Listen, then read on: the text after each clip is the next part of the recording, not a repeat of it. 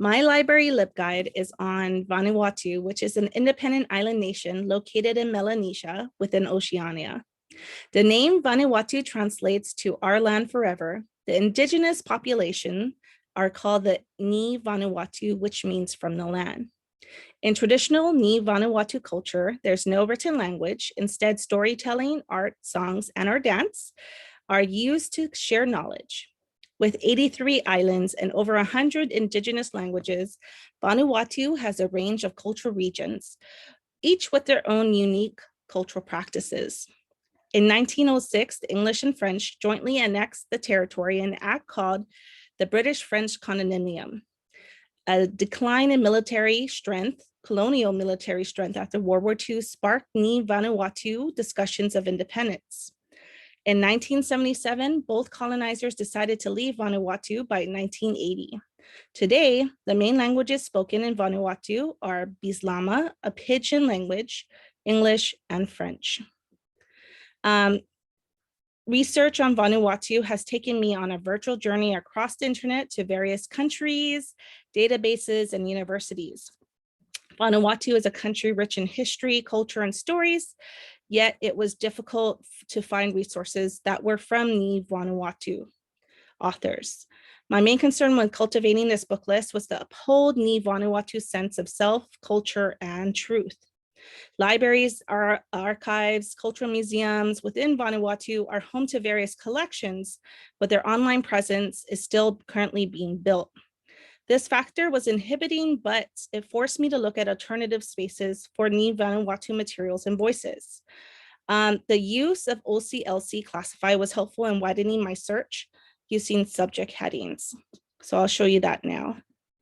So here, I would be able to put my subject heading, so Vanuatu, and from there it would display a variety of related subject headings that I could choose from. I could look at the type of subject heading it was and how many works there are, and then dive deep into each type of work. It gave me a little bit more information about the different resources.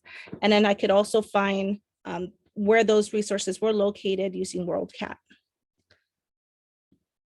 So the subject heading in particular that was helpful was Ni Vanuatu, which was gave me information related to and about the indigenous population, searching authors' websites, reading reviews, or locating their affiliating organizations helped me to determine whether the author had authority over the content he or she was providing.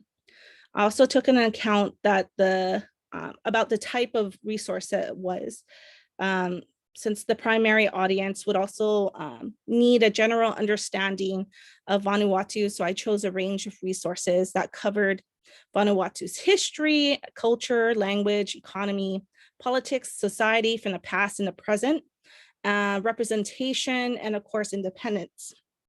So if you are interested in demystifying colonial perspectives of Melanesia and understanding the true representation of Ni Vanuatu, then Cultures on Edge, caught unwittingly between the white man's concepts of Polynesia opposed to Melanesia, from Efete to Epi, Central Vanuatu.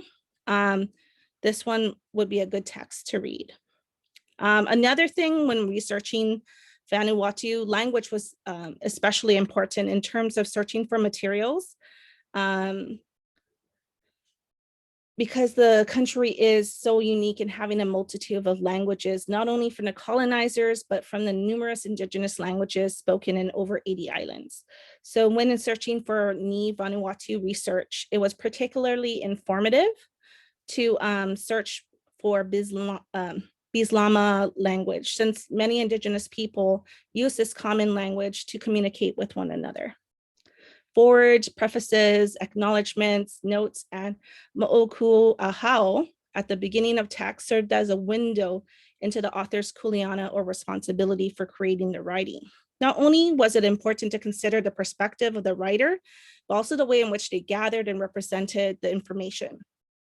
Did the author survey, interview, or spend time with the Ni Vanuatu? Did they use Ni Vanuatu stories in their own writing? How did they use the stories? Did the author portray true perspectives? How did the author use these perspectives?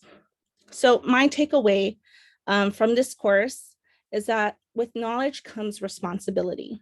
As librarians, we are responsible for the collections we curate, resources that we recommend, and information we share with patrons. We are a space where people can come to engage in lifelong learning and share their knowledge with others. In order to do all these things effectively, we must understand the communities in which we serve and continuously change in order to meet their needs. Through this course, I've added an Indigenous lens to my frame as I learned the importance of valuing and seeking Indigenous ways of understanding as a librarian in Oceania.